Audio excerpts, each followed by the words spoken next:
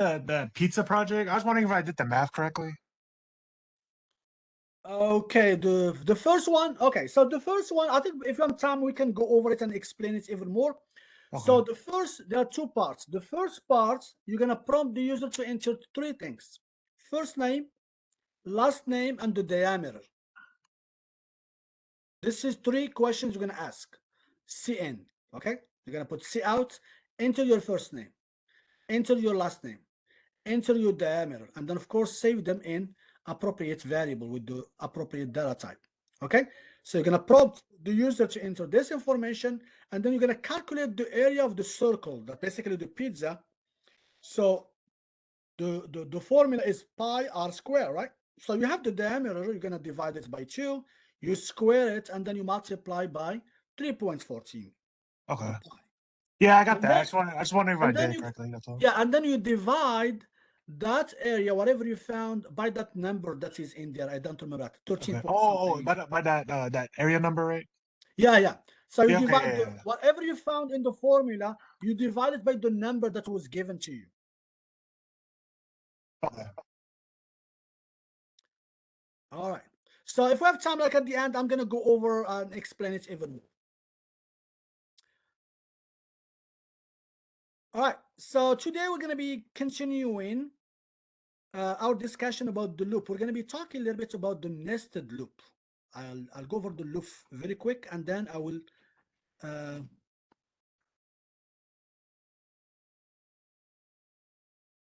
start talking about the nested loop. So let me see here, share. Okay, guys, can you see Replit now? Yeah, we can see it. All right, so let me start. I'm gonna create a new one, new file. It's C++, and I'm gonna call it nested loops example.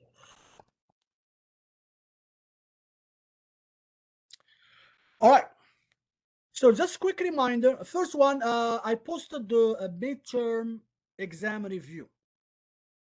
So after finishing this, I'm gonna discuss some of the questions that you may have problem with or you may have, and then I'm gonna post the key short after that. Okay. So it has the pretty much the same type of question you're gonna get in the midterm. You have midterm next week. So today we'll talk a little bit about the midterm, what type of question you should expect. Okay. So I start with namespace, so we don't have to repeat std every time. So we talked about the loop. We said there are two types of loop. Actually, there are three, but we're focusing only on two.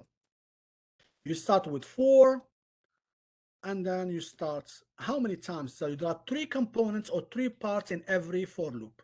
The starting point, and then the condition. As long as this condition is true, then the computer will keep executing. And then this is the incrementation by how much you are going. Are you going by 1, by 2? Are you skipping? So here, let's say I am printing a star, okay, or asterisk. And then I'm just gonna put just star. Okay, I can leave a space if you want to. So this will print the star 10 times. Why? Because every time the value of I changes, the computer will print star. When I equals 1, it prints star. When I equals 2, print star. When 3, all the way to 10. So that's 10 times. So if I run the program, it should show me 10 stars. Can you see that? So there are 10 stars. I run it again. 10 stars. What about if I want 20? So you can just have to change this to 20, and it's going to print 20 stars. See that? Now, let me ask you this. Okay, let me change it back to 10. We have 10 stars.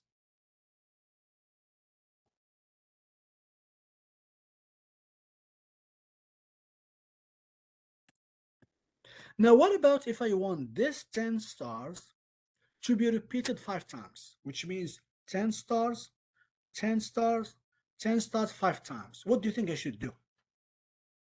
I want to keep it the same, 10 stars. That means the code prints 10 stars. I want to repeat that 5 times. What do you think I should do?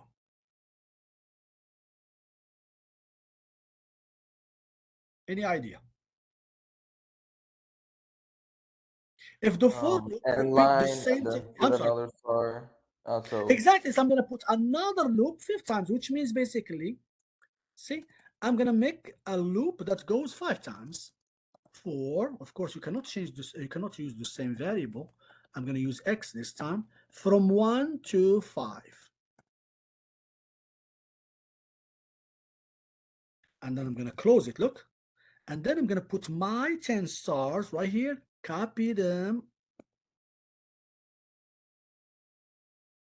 and then put them inside because you want to repeat this. You want to repeat this 5 times. So it makes sense to put it right here, right? So now the 10 stars will be repeated. So here I'm showing you like what the nested loop, like the significance or the what the nested loop is about. So exactly I want to repeat 10 stars 5 times. So now if I run the program, it's going to give me 50. But the problem is it's going to be all in one line. See that? It's only in one line. What about if I don't want them in one line? I want to skip the line after every 10 stars. Where shall I put and L? So every time I finish a group of 10 stars, I start over from the left. Where in the code I should put that and? You know, like when you put C out and L, that means end of the line. Where do you think I should put that?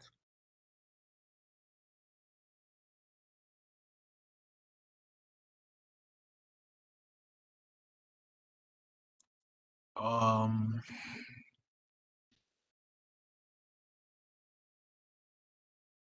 Okay, look at the code inside, okay? So this will print 10 stars.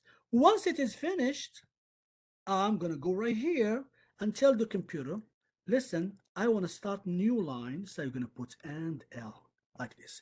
And then you're gonna go to x equals 2. Because x equals 2, that means the second row, and then repeat 10 stars. And then skip the line, go back to x equals 3. X equals 3, that means the third row. Then put 10 stars, and then start new line, and L. And then x equals 4, that means the fourth row, and so on. So now if I run the program, you're going to see that I have 10 stars 5 times, like this.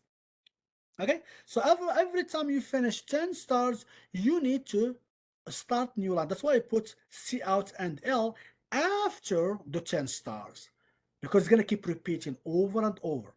The first time x will be 1, okay?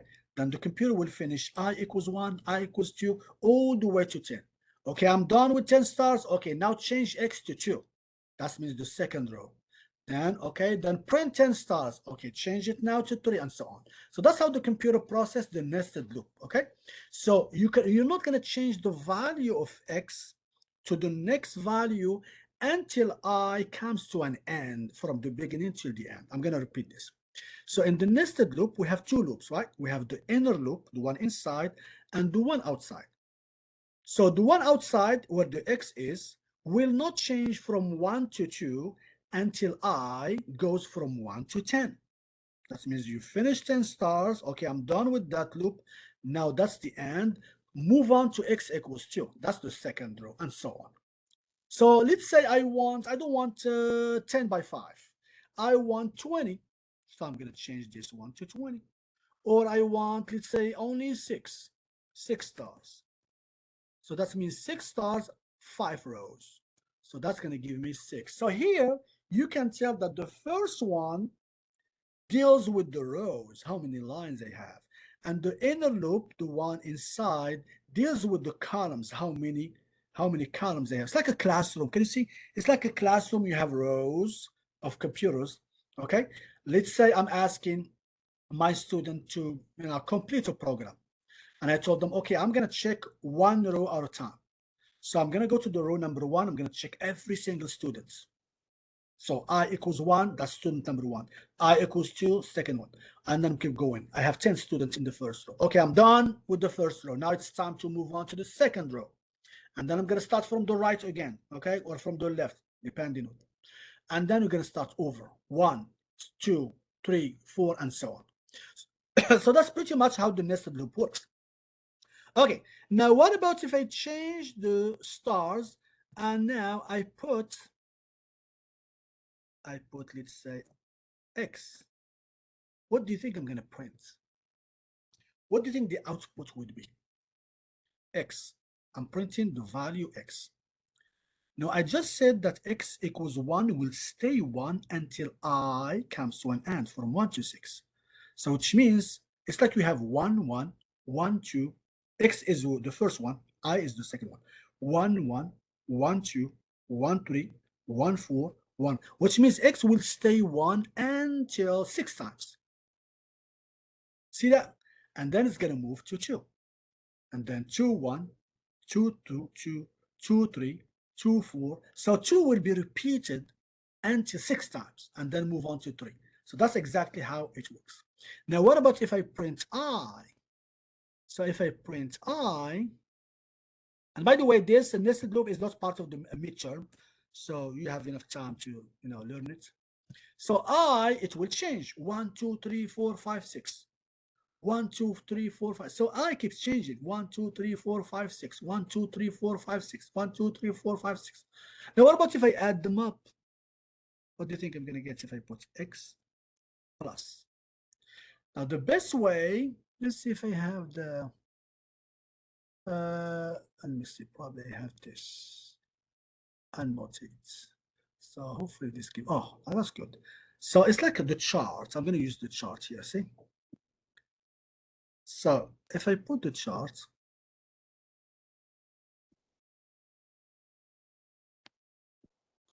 okay. So chart, the best way is to use the chart. I'm going to put here X, and this is I. Especially at the beginning, it's good to, oh, I'm sorry. So this is I. Okay, so we're going to start with 1. And then it's going to stay 1 until I comes to an end, which means I'm going to have 1, 2, 3, 4, and so on, okay? But here it will stay 1, 1, 1, 1, because we are still in this first row. And then when I add them up, 1 plus 1, 2, 1 plus 2, 3, 1 plus 3 is 4, 1 plus 4 is 5, and then all the way I have 6. So 1 plus 6 is 7. So if I run the program, the first row will be 2, 3, 4, 5, 6, 7. Now I'm done with X equals 1. It's time to move on to X equals 2. And then you start over. 2 plus 1, 2 plus 2, 2 plus 3, and so on. So if I run the program, it's going to show this the total. Okay, see 2, 3, 4, 5, 6, 7, 3, 4, 5, 6, and so on. So that's how it works. Okay. So this is the a nested loop. So as I said, the thing that you need to remember is the outer loop, the variable that we are using in the outer loop will not change from one value to the other until the inner loop, the one inside, comes to an end from beginning till the end. It's very important to understand this. If you understand this, everything else will make sense. Okay? So this is how we make this. Now, can I go backward? Yes, I can. What about, okay, let me use just small numbers. So this way, it doesn't get complicated. So can I use backward? Yes. So I'm going to go from 4 to 1, not from 1 to 4. So I'm going to go to 4, and then X higher or equal than 1, X minus minus. So here, let me start over with X. What do you think will be printed here? So that's going to show me that whether you understood this concept or not. What will be in the first row? Just tell me the first row, what will be printed? X starts from 4. Okay. and goes down to 1. I start from 1, 2, 3. So the first row, x will be 4, 1, 4, 2, 4, 3. That's the first row. The second row, now I'm done with 4, I'm going to go down to 3. 3, 1, 3, 2, 3, 3. Okay, I'm done with 3. Go to 2. 2, 1. Done. So tell me what would be the output? Anybody?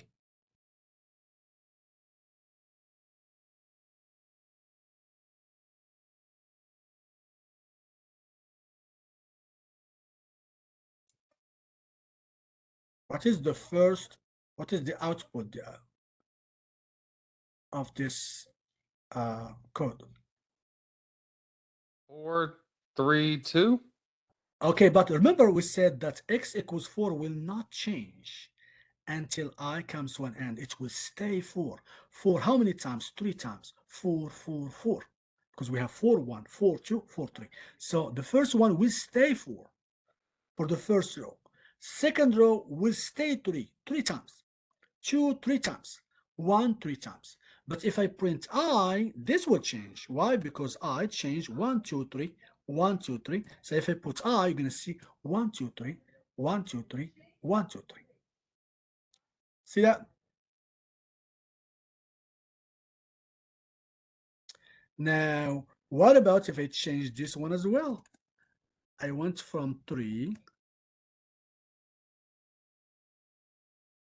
I minus minus. What do you think it will be printed if I keep, okay, for I? What would be printed for I?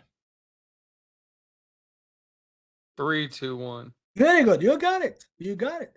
3, 2, 1, 3, 2, And it 1. will What about, be 3 times? yeah, 3 times. Only 3 times. 3, Okay. 2, 1, because it has to stop by 1. Because I put the last one is 1. Now, what about if I change this one to X? What will be printed?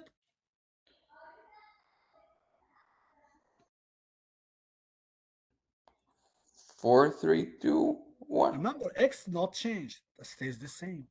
4, 4, 4. 3, 3, 3. 2. Just remember this. The variable in the first loop, the outer loop, will stay the same. And then the one in the inner loop will change. Just keep that in mind. Okay? 4, 2, 1, 4. Now, what about if I put x plus y? What do you think I'm going to get? Give me just the first row. 7. The first one is 7. Perfect. 4 plus 3. Now 4 plus 2, because I is going down. 4 plus 2 is what? 6. 4 plus 1? Oh, 5. 5. That's it. That's the first row, because x equals 4 is done. Okay, because we did it 3 times. Okay, now what's the next value after 4 for x? We are going down. 3. 4. 3. Wait. Exactly. So it's going to be 3 Plus 1, right? plus 3. 3 plus 3, because I start always from 3. Oh, okay. Yeah. Yeah, Okay, 3 6. plus 3, 3 plus 2, 3 plus 1. X will stay the same. And So if then I run 2 the plus program, 3. yeah, if I run the program, that's what you're going to see.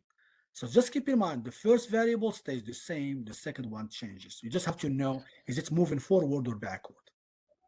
So, okay, so for the outer one, the x's will always be the same because it's the outer function, Yeah, right? for every row, it stays the same. It does not change.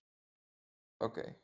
And then if you forgot, remember the analogy I use for the lab. If I have a lab, I'm not gonna move to the second row until I check every single student in the first row their program, and then I'm gonna move on. See, I will not change to the second row until I am done with every single student in my first row.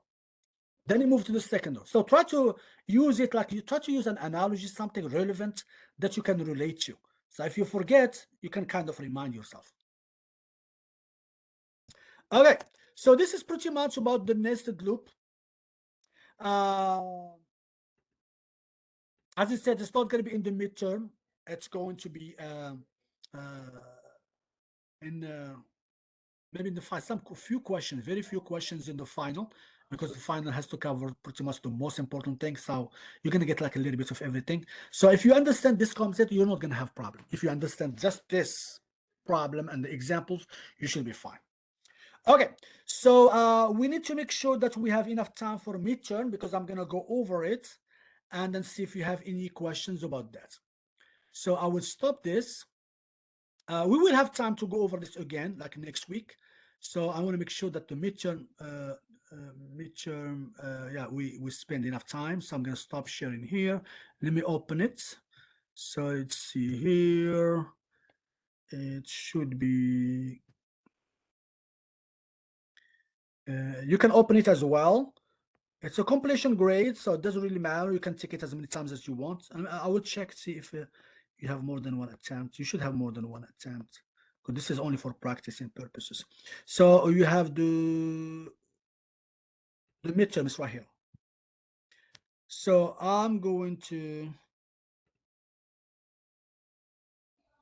So are we going to have multiple attempts for the That's it. midterm? No, I'm sorry. I'm sorry. What am I talking about? Let's hold on. What is midterm? Midterm is right here. Oh, I want to different place. Okay. Now, next week is midterm. You can take it anytime, but it's next week. But this week we're gonna have a review. So let me just open it. Certainly, I have. Did you find it in your? Yeah, it's on for next week. Yeah. No, I'm talking about the review. We're gonna go over the Oh review. yeah. It's there. It's there. Is it there? Okay, that's the one I'm Yes. trying to. I'm gonna open. Yeah. And so you said that the midterm is one or multiple attempts? No, I'm sorry. The midterm. I said the midterm review. You can take it as many times as you want. Oh, okay. But the midterm, of course, it's only one time. Yeah. Okay. So you're going to do like an actual quiz for the review? No, the review is the one we're gonna go over right now. The review, it's already in there. But the midterm, the real one, is next week. You're gonna take it on your own. Okay. Okay, so let me just go over and open it, and then I will share my screen.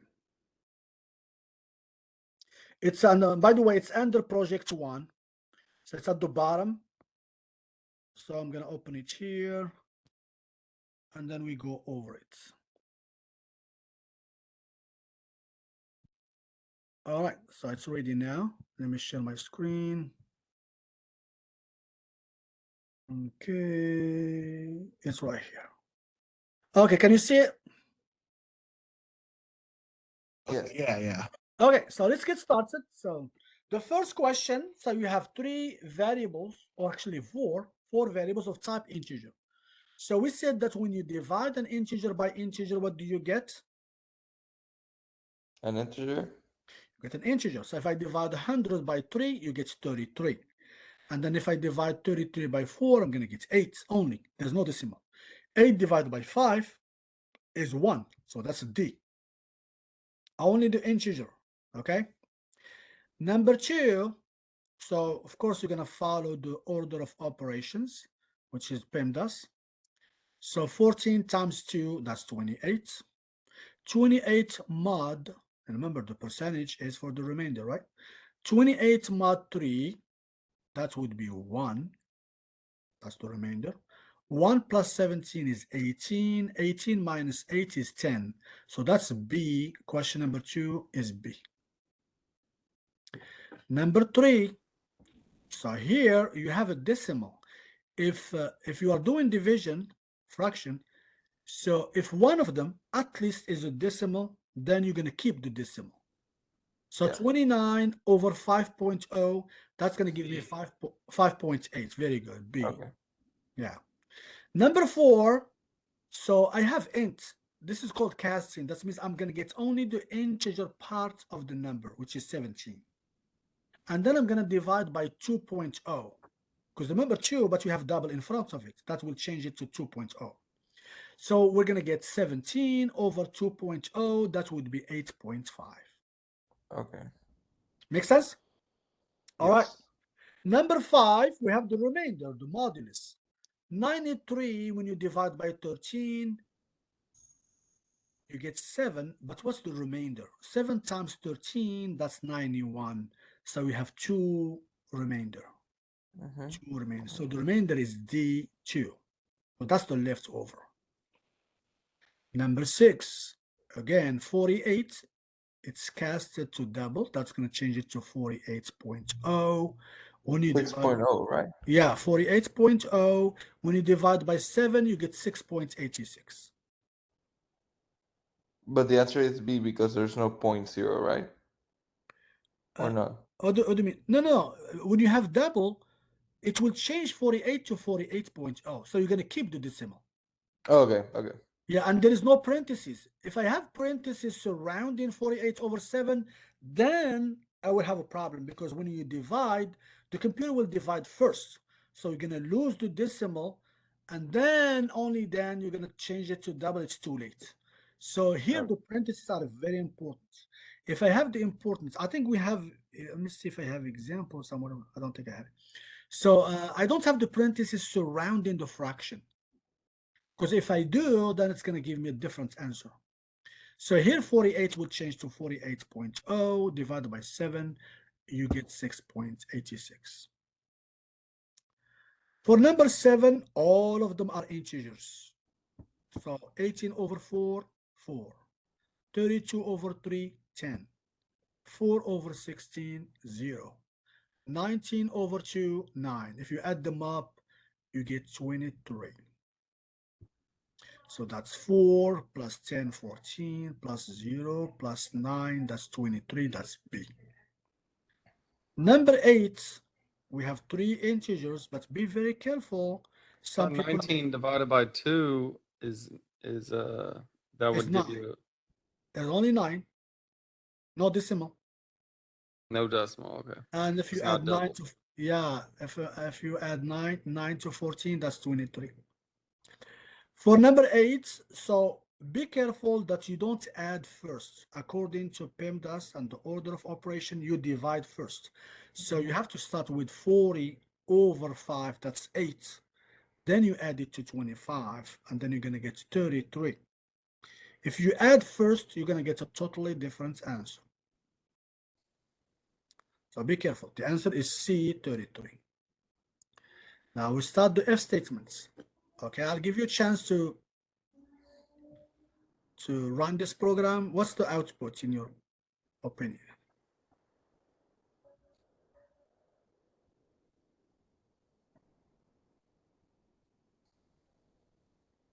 Five.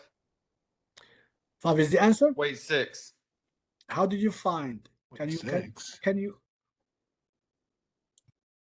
how did you find the answer? Regardless what answer you have, no problem. Just tell me like how you got that. You started with 100, right? You divide by 4. What Oh no, I didn't see that first part. you probably you missed Be that. E. Okay. So Tommy, what's the answer in your opinion? Oh, I got 25. 25. How did you get 25? Well, since it's like 100 divided by 4. Yeah, but you should not stop there, and then you should. Oh, okay. I didn't see that. My If bad. 25 is I it have less a than I 30? have a question. Yes.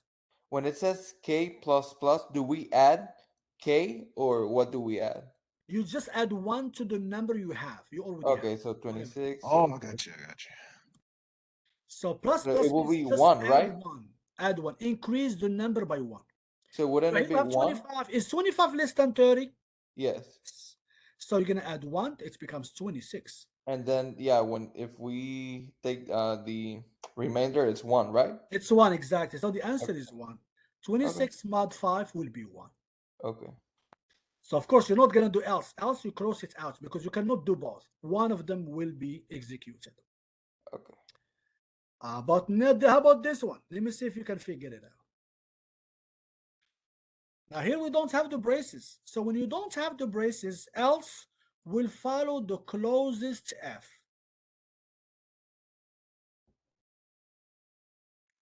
So check, is A less than B? Oh, no. No. No. No. So the computer will skip everything because that second F is part of the first one. So if the first one is false, the computer will not execute will not execute the second one because it's part of it. The if else that you have inside is part of the first one. It can be executed only if the first condition, which is A less than B, is true, which is not the case. So the computer will skip all of this and print the last one, which is B and A. No change was made, so it will be printed B, which is 5, and A is 10. no change was made. So it will be So Five if and oh, 10? never mind. Go ahead. Oh, sorry, no, go ahead. So if the first condition is not true, it always goes to the last one. Yeah, the last one, because the second one is right after, so it is part of it. It's called nested F. That means it's part of it. It's like you have a security gate, and then we have a big one, and then inside the complex there is another security gate for VIP, for example. So there is no way you're going to go inside until you pass the first one. So if the first security gate does not allow you to get in, there is no way you're going to get to the second security gate, because the first, it depends on the first one. So if the first one is false, there's no way you're going to check the second F statement. It's inaccessible. So the computer will skip F else and then move to the last one. Okay. So it'd just be 5 and 10. 5 and 10, Yep. and that's D. So D, right? D. Yes, that's correct. Now number 11, we have x equals 2, y equals 4. What does x plus equal y means? Wait.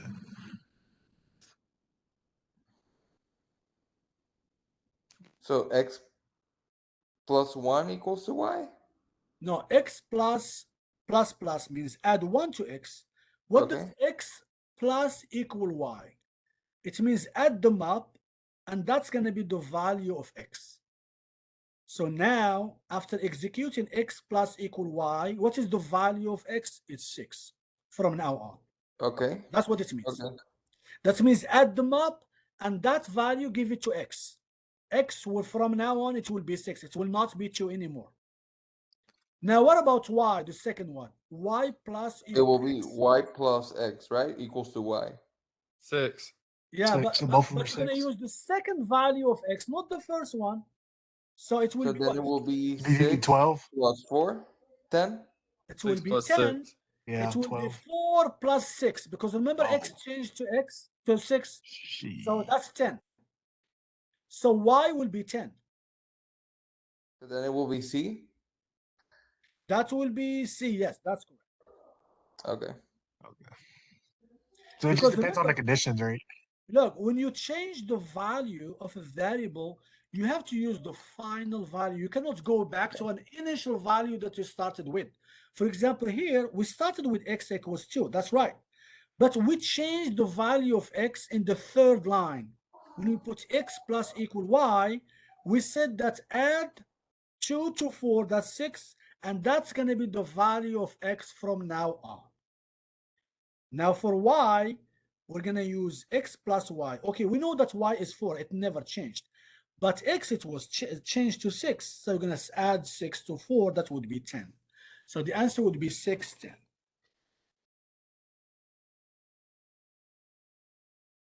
And then to keep going, y will always equal 10 and x will always equal 6 if we kept going. I'm sorry, say it again. Y never, yeah, exactly.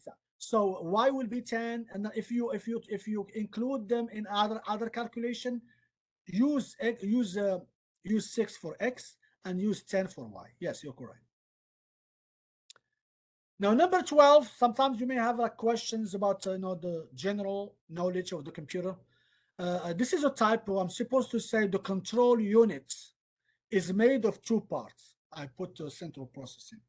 So the control unit, change the first part to control unit, is made of 2 parts. And these 2 parts are the CPU, which is the central processing unit, which is basically the brain of the computer.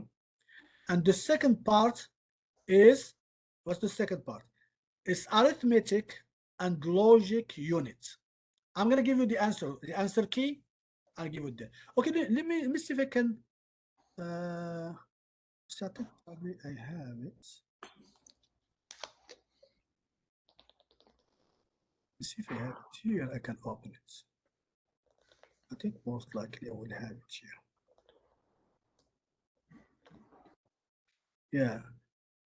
Yeah. I'm let me see if I have it. I'm gonna post it right after this, so I don't want to waste time. Okay, so that's the number 12. It's supposed to say control unit. You're going to find all of this in the PowerPoint. All of this information are in the PowerPoint.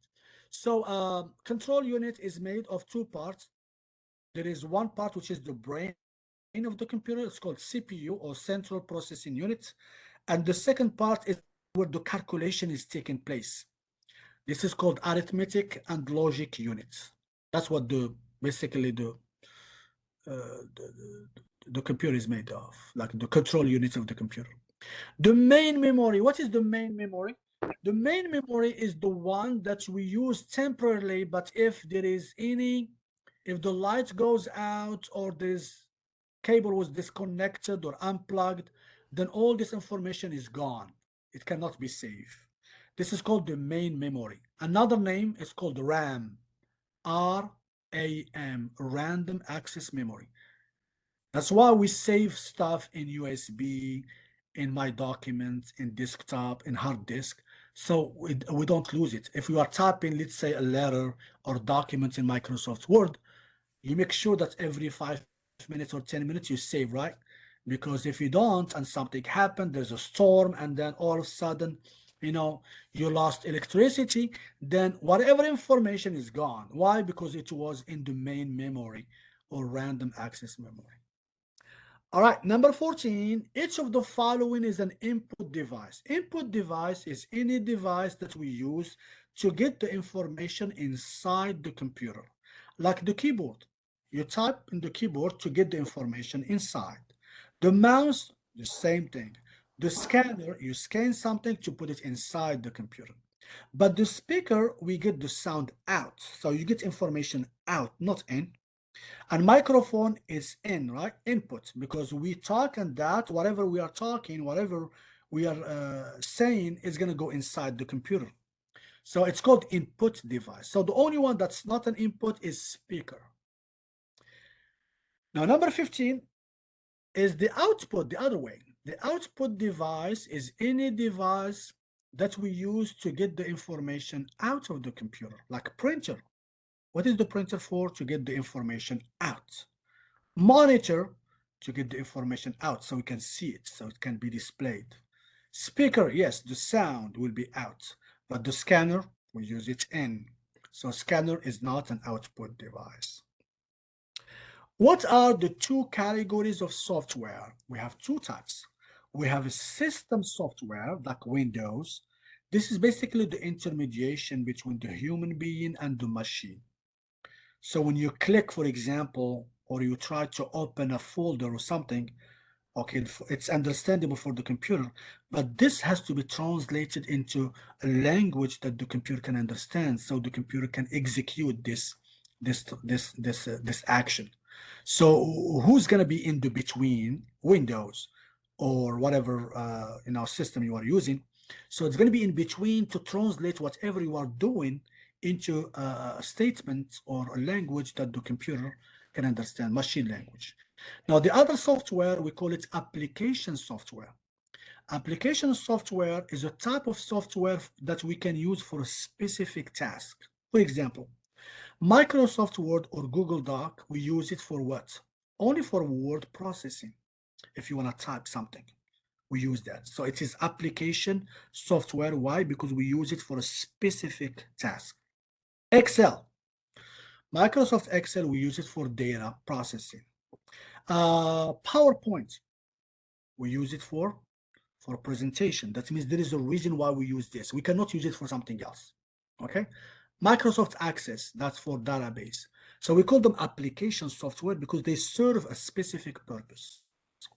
What is a program? A program is nothing but a statement that basically tells the computer what to do. That's what the program, definition of the program is. What is an algorithm? Algorithm is a step-by-step instructions to do something or to achieve a goal. So if, let's say, for example, someone wants to go to the mall, we have to give him an algorithm. Algorithm means step by step to be able. He doesn't know, he's not familiar, he's not from here. So you're going to give him step by step. Okay, you're going to start from here, go 3 miles. The second light, you're going to make a right. You're going to go like 1.5 miles. Once you get to that street, make a left. So this is called step by step. And then when you create a program, we do this. And sometimes like we create variables, we prompt the user to enter the information, we calculate the area perimeter, and then we display. So this is called step by step. So it's called algorithm. What are the types of programming languages? So we have different types depending how close you are, either from the human being or from the machine. So when we get closer to the machine language, we call it a machine language or low level programming language.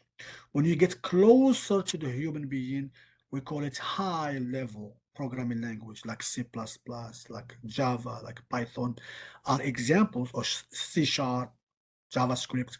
So all of these are examples of high level programming language because we are getting closer. That's why we use some English terms like for, like while, like if statement, like else. This is like a human can understand this. All right, number 20, what are examples? We mentioned that. We said C++ with Java, Python are examples. What are the steps from high level programming language?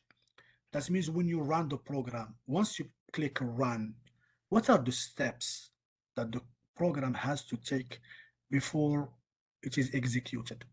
So the first thing, you have to type it in a text file.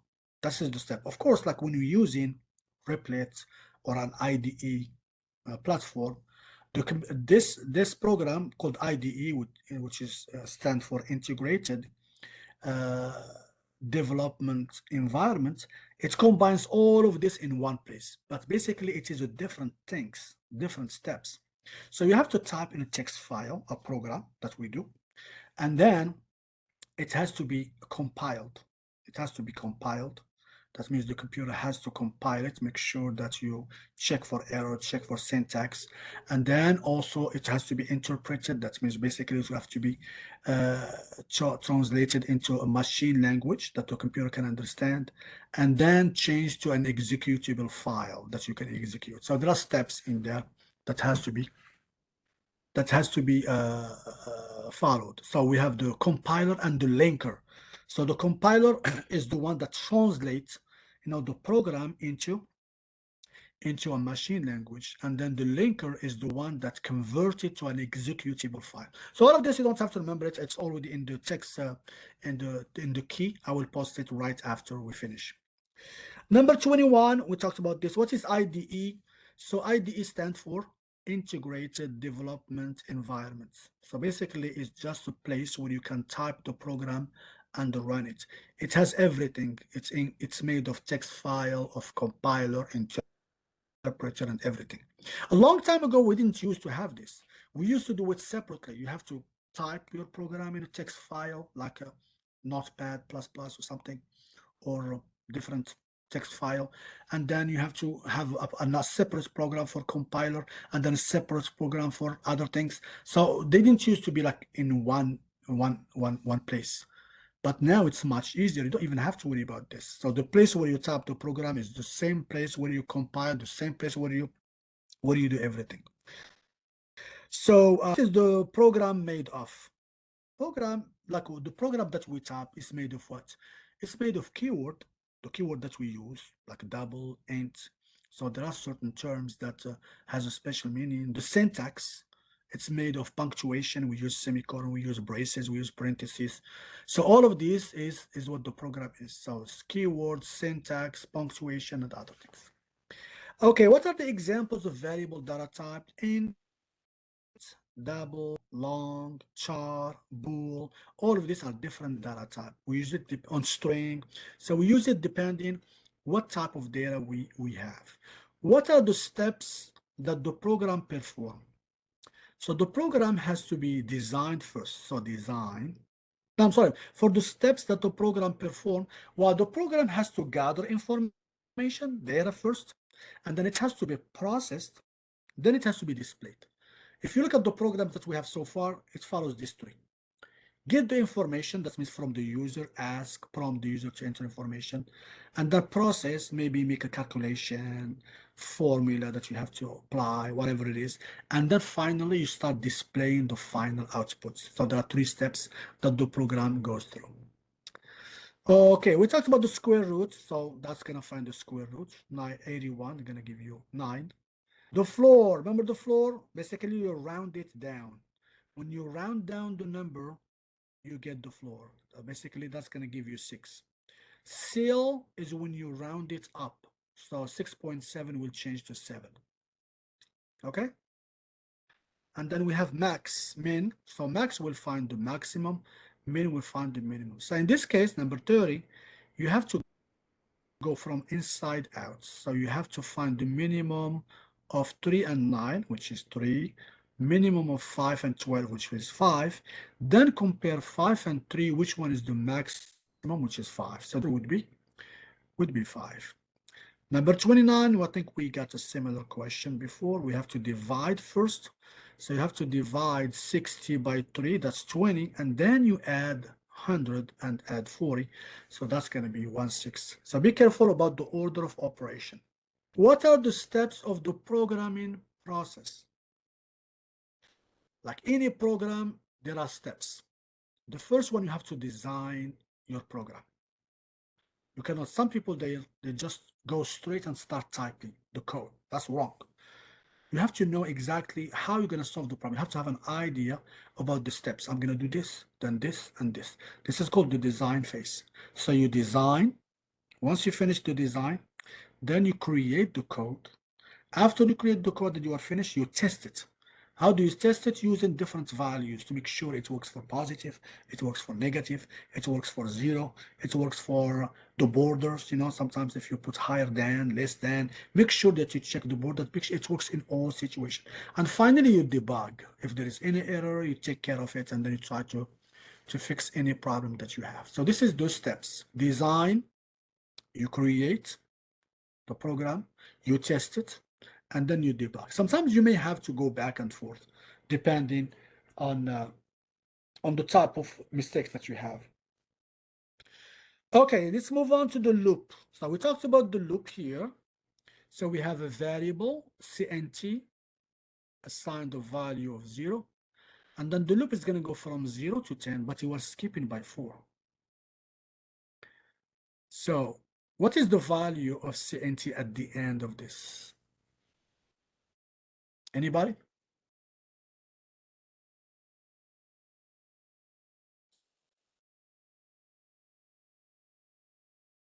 When a equals 0, you're going to increment cnt by 1. So it was 0, it's become 1.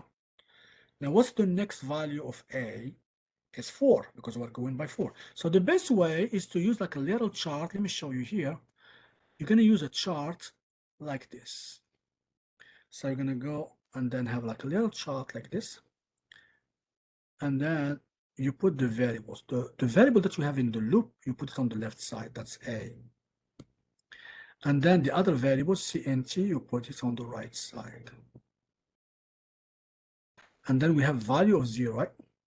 So what's the first value start with? Is 0. When a equals 0, that's the starting point. Is a less than 10? Yes. So I can put check mark. That means it's passed the test.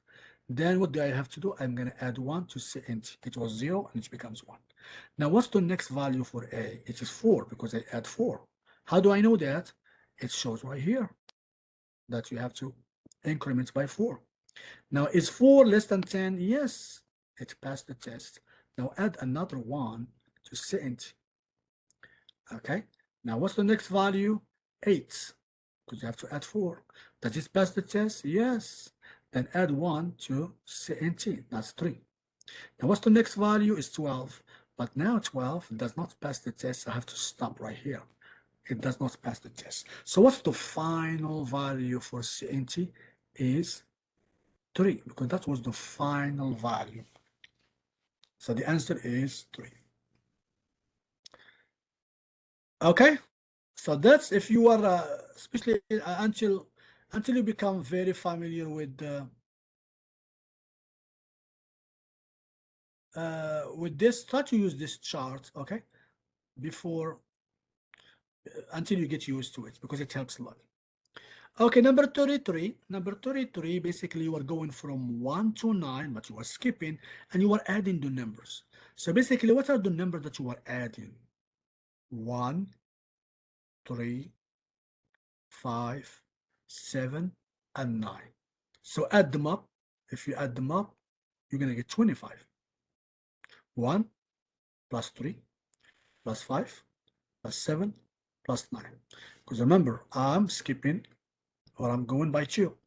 So I'm not going to add all the numbers 1 plus 2 plus 3 plus 4 because I have plus equal 2. That means skip. And then keep adding. Look, sum plus equal k. Plus equal k means keep adding all the values of k. And what are the values of k? Is 1, 3, 5, 7, 9. So the answer is 25. Number 34. So assume the following variables are defined. So we have age, integer, we have pay, double, we have section, char. So remember we use CN to act or to receive information or data from the user. So what do you think we should do to use CN? What do you do? What is the statement that we use?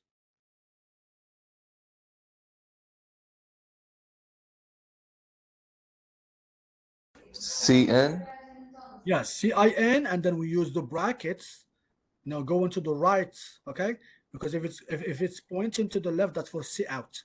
So we use, let me see if I can write it down here. So we use CIN like this. CIN,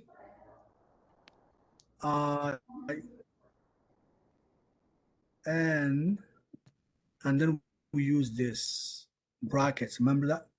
And then you put, I mess up this, and then you put the variable here, like age. And then you put semicolon here, and then you do the same thing for each one of them. CIN, 2 brackets, age, and then you can do it all in one line, but you have to separate them with the 2 brackets. If you want to do it separately, that's fine.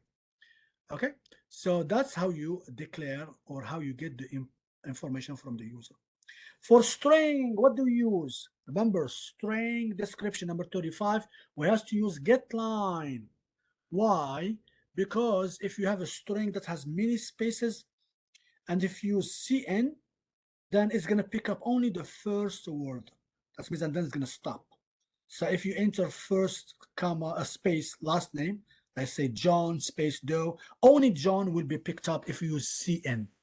But you have to use getLine, something like this.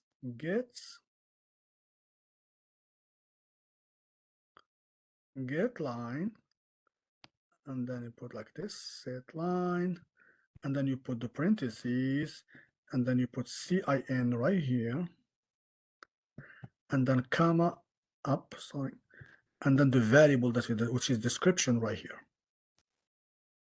Description. So this is how you do it. Get line, open parentheses, CIN. If you go back to the example that we had it many times. So you should have that in there. Okay, so this is how you get information from the user. Number 36, we talked about this. So this is a valid statement when you put x equals y equals z equals 4. That means all of them are equal to 4. So you can save time by doing something like this. If they share the same value, you can put it like this. So that's totally acceptable. So you add the 2 to x, so it becomes 6. You subtract 2, so that becomes 2, because 4 minus 2. And then for z, it will be 12. So the answer would be x would be 6, y will be 2, and z will be 12. So I'm going to post this answer very shortly. Does anybody have any questions? So the midterm, you're going to have very similar to this. Okay. Take a look at your PowerPoint at least one time, just very briefly, but I try to put the most important information here. So if you just use the midterm exam, you are definitely gonna, pass and then even get higher grade. But if you can just go over the PowerPoint, maybe something is missed. But I try to put, the most important thing is the midterm exam review. But if you get time, just watch it one time, very briefly, just to make sure that, they do not miss something important. All right. Any questions? I actually have a question, and I do apologize because it is about one of like the basic concepts. I've been struggling with the modulus. So for example, on question 9, it was 26 modulus 5. And so when I divided it, I got 5.2, but the answer was 1. No, when you divide, get only the integer part of it. Don't say point something. So when you divide 26 by 5, say 5. So 5 times 5 is what? 25, right? Yes. And then the number is 26, so there's only 1 left over. 26 minus 25. So when you divide, get only the integer part of it. So for example, 9 modulus 2. So 9 divided by 2 is 4. So don't put point. 4 times 2 is 8. So the remainder is 1. 9 minus 8 is 1. Oh, okay, got it. So only find only the integer, multiply and see how much difference between what you found and the number that you started with. Okay, got it. Thank you. Yeah, let me give an example also, just to make sure. Let's say, for example, 17 mod 5. What's the remainder? 17, and then we have the percentage for the remainder, 5. Would it be 2? Yes, very good. You got it, 2. Because 17 divided by 5 is 3. 3 times 5 is 15. And then you look, 17 minus 15 is 2. I know, look, you are not the first one. There are many, many people that, for some reason, because we don't use it a lot, even in math, we don't use the remainder a lot. I can remember only one place, very briefly, we talked about the remainder, but not to that level. I think in division, probably in synthetic division or long division, that's when they talk briefly about but they don't go too deep for that. So it is totally acceptable that people get confused. They confuse it with division, especially when the decimal. So it's totally acceptable. You're not the only one. Many people have the same problem with this one. But you just have to practice it. I would say probably go to Replit and then use 3 or 4 or 5 examples by yourself. So find the answer and then run the program and see if your answer matches the computer answer.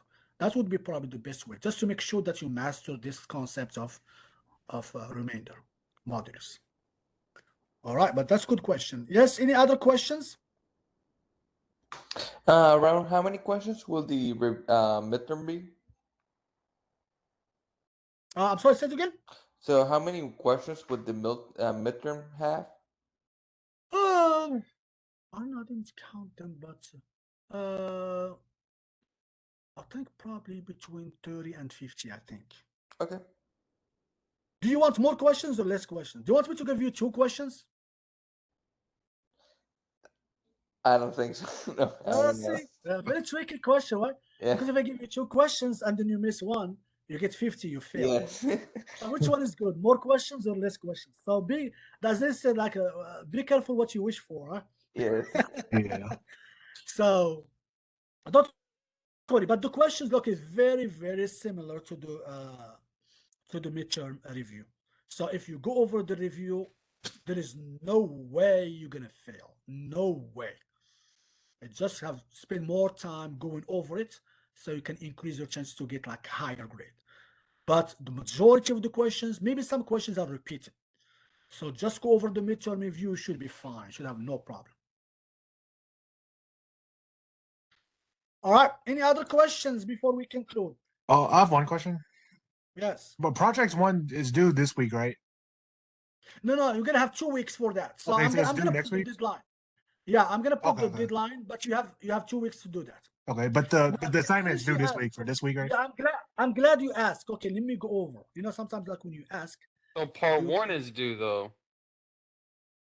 huh? Part 1 of the project is due. No. I'm gonna give 2 weeks for both of them. No, the Okay. first one is super easy. It shouldn't take you more than 5 to 10 minutes because you're gonna prompt the user to enter 3 things, and then you calculate the area and you divide by that number, 13 point something. It shouldn't take you more than 5-10 minutes maximum. Now the second one, let me go over this and then explain. I think I did explain it a little, but I'm gonna go over it one more time to show you. Yeah, I think that's the, yeah, so that's one. Let me just share my screen. So I'm gonna explain this. Okay, so this is the first one is common sense. Okay, as I said, you are going to prompt the user, as you can see right here, input your first and last name, and then input a random diameter, any diameter that the user will type. Don't use the random thing that we talked about. No, don't use that. It's just like ask the user to enter whatever. Okay?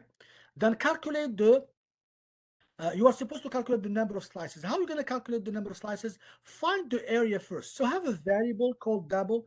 Calculate the area because you need to find the radius, right? You already have the random from the user. Divide it by 2, square it, and multiply it by 3.14. That's going to give you the area. And then you're going to divide by this number right here, 13.524. That's going to give you the number of slices. Of course, you may have decimal. It doesn't matter. Okay, just give me whatever number you found. So it shouldn't be a problem. Now for the second one, you're going to use the while loop. Why? Because you're going to keep asking the user to to choose one of these 4 options. So you're going to use, we have 1, 2, 3, 4. Okay? So you're going to tell as long as it's not 4, because 4 is the one that's going to quit the program, right? So you're going to use the while loop. You're going to say, as long as, that means while the choice, you may have a variable. Let me see if I can show you here how to get started with this. So let me get you to this and then show you before we stop this. So this is basically what you're going to be doing, okay? So the first one you're going to start, the computer or the user has to see the options. Because if he doesn't see the options, he cannot pick anything. He doesn't even know what 1 stands for, what 2 stands for. So you're going to start, for example, like C out, and then you type 1, for example, enter, what was the first choice? Choice 1, whatever it says, choice 1.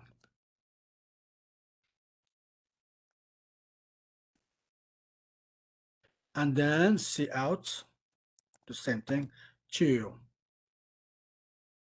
choice 2.